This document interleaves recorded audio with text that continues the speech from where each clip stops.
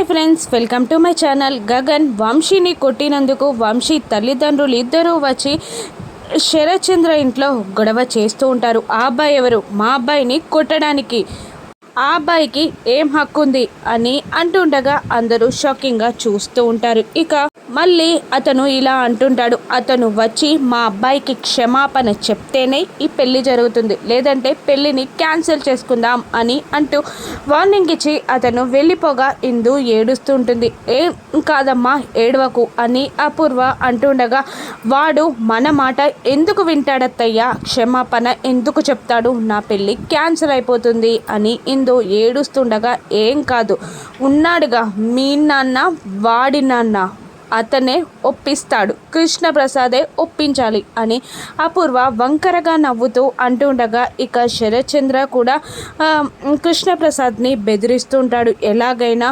గగన్ని తీసుకొచ్చి వంశీకి క్షమాపణ చెప్పించి ఈ పెళ్ళి జరిగేలా చూసే బాధ్యత నీదే అని గట్టిగా వార్నింగ్ ఇచ్చి ఇక శరత్చంద్ర వెళ్ళిపోతాడు. ఇక చేసేది లేక కృష్ణప్రసాద్ గగన్ ఇంటికి వెళ్ళి గుమ్మం బయట నుండే మాట్లాడుతూ ఉంటాడు. నేను ఈ ఇంటికి రావడం నీకు ఇష్టం ఉండదని తెలుసు, కానీ తప్పలేదు అని అంటూ వచ్చిన విషయాన్ని కృష్ణప్రసాద్ చెప్తుండగా, ఏంటి అని గగన్ అంటుంటాడు.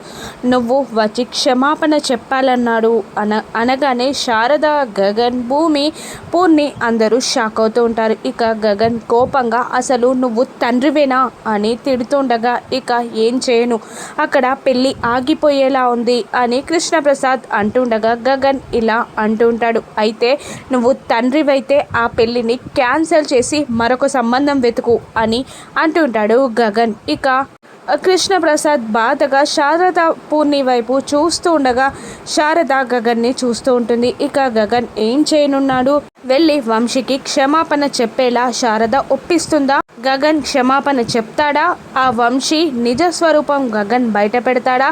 ఇందు పెళ్లి క్యాన్సిల్ అవుతుందా? రాను ఎపిసోడ్స్లో చూద్దాం. Thank you for watching.